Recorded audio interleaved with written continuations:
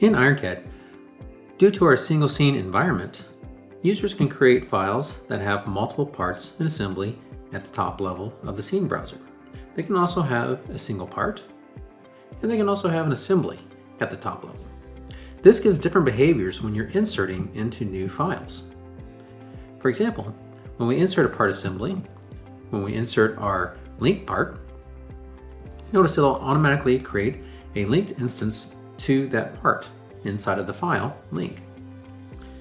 If we insert our assembly file,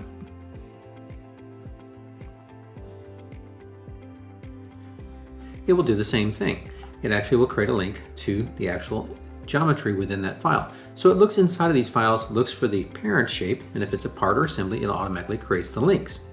However, when you insert an assembly file, or a file that has multiple parts at the top level, including parts or assemblies all at the part level, when you insert those, in previous versions, it would create a link to the actual file itself, meaning any new documents that you add into that document will automatically show in the new file. It also creates an assembly. So let's demonstrate this. So when we insert this file, we will now get a message of what you want to insert. If nothing is selected, it will insert the whole scene as an external linked file. So for example, we'll go ahead and select nothing, and we'll insert this, and notice IronCAD automatically creates this new level assembly file.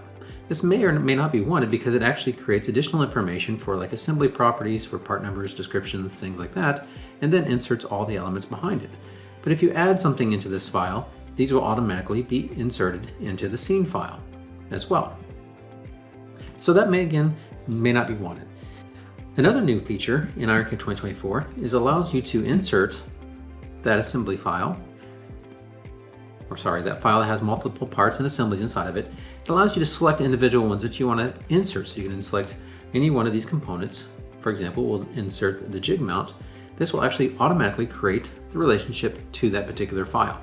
So the notification in 2024 helps identify this case and lets the user go back and create an assembly level if they like, or they can select individual part files and it will actually create a link directly to that file, to that part geometry inside of there, and ignore the actual new assembly file that gets created.